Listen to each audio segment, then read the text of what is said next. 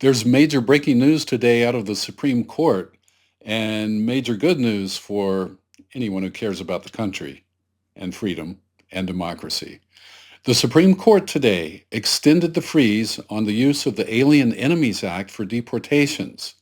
That's the law which was enacted in 1798 that grants the president wartime authority, get that, during times of war, to detain and deport non-U.S. citizens who are from countries we're at war with. In other words, if we were at war with a country and people from that country lived here, the Alien Enemies Act would give the president the ability to immediately arrest and detain them and have them deported. Now, look at how this administration, under the leadership of President Trump, twists and perverts the law to make it do things it was clearly never intended to do.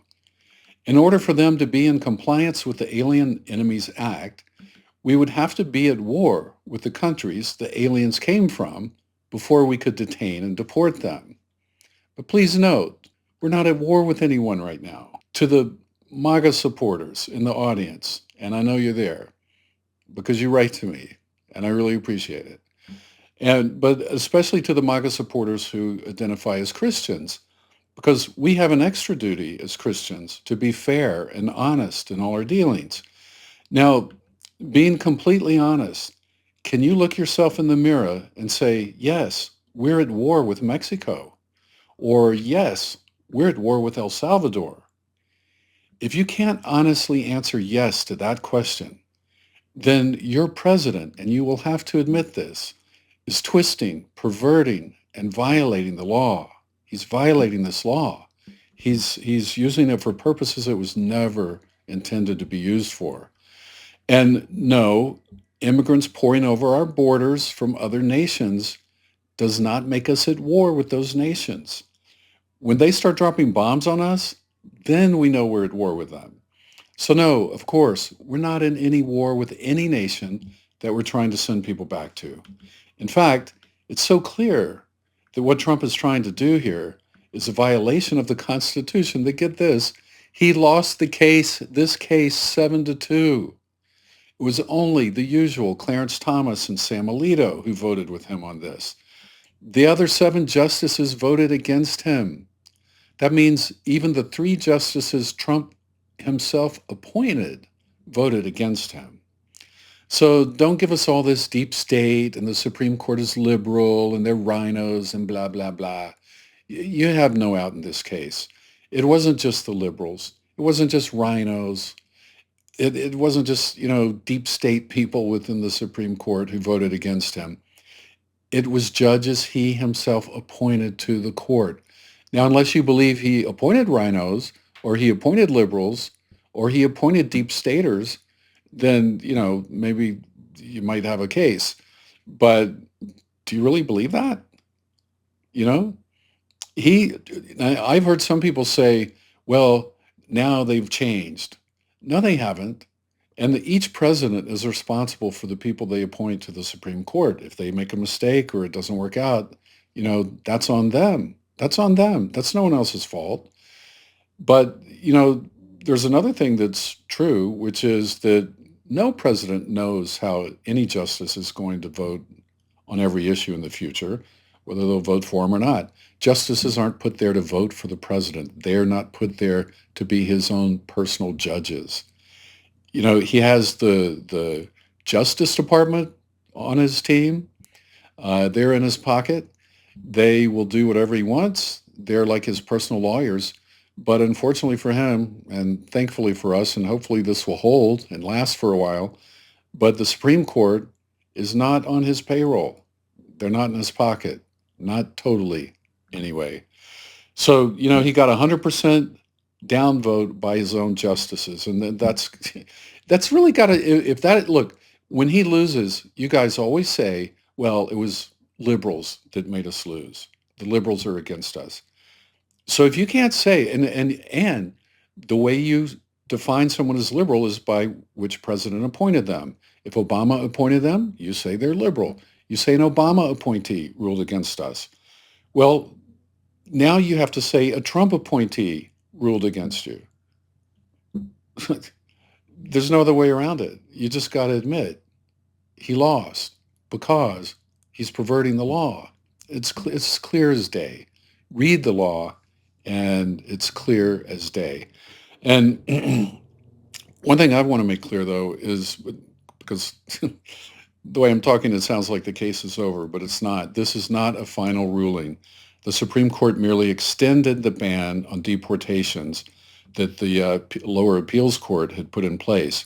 And now they're sending it back down to the lower court and asking them to work out a few issues on it. But for those of you big, giant Trump supporters in my audience, if you were able to stand in the mirror and honestly admit that we're not at war with any other country at this time, then you'll surely have to condemn the president for what he tweeted out, because this is pretty bad. He's furious about this. Even though it's not a final ruling, he tweeted out, listen to what he tweeted. He said, the Supreme Court won't allow us to get criminals out of our country. And then he said, the Supreme Court of the United States is not allowing me to do what I was elected to do. Wow. Pretty amazing.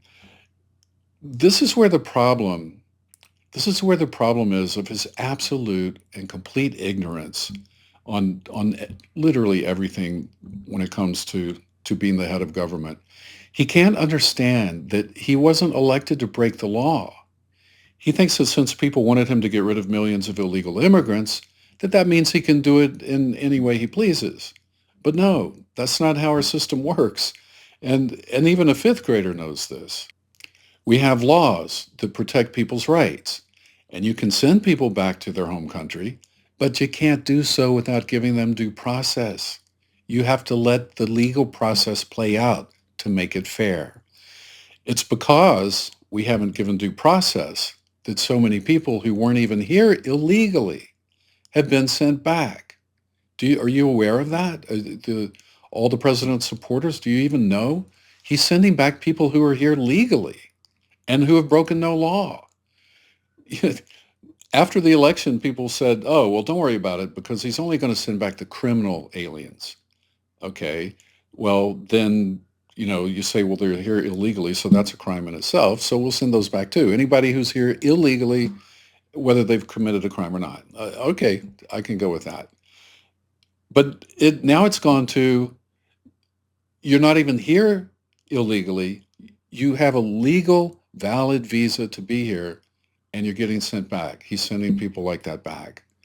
And he has threatened to send American citizens back. He's threatened to send American citizens without due process to the Gulag in El Salvador.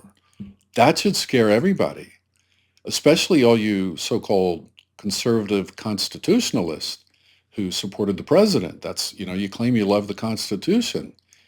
Well, go read it because this is not what's written in it.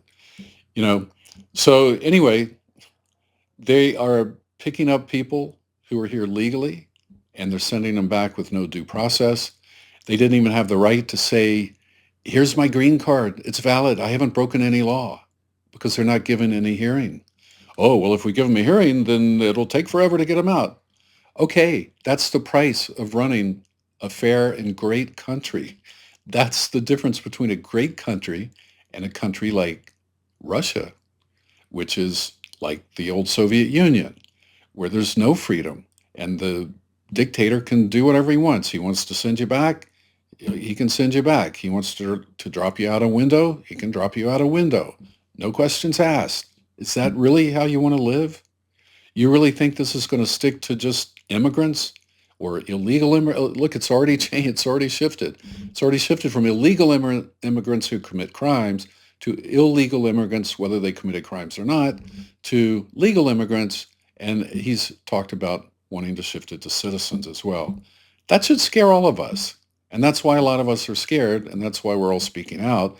And, the supporters of the president are like, oh, what's wrong with them? Why don't they understand we're doing a good thing here? Well, you do a good thing by doing it in the right way. If you're a professing Christian MAGA supporter, and I don't care how much you think immigrants should be sent back, and I don't care how much you may dislike immigrants, but not only as an American, but as a Christian as well, You should care more than anyone that people are being treated fairly and that only people who deserve to be sent back get sent back. If, if not, you're not only in violation of our constitutional law, but you're in violation of God's law as well. And I think if you are really a Christian, you should understand the seriousness of that. I would hope so.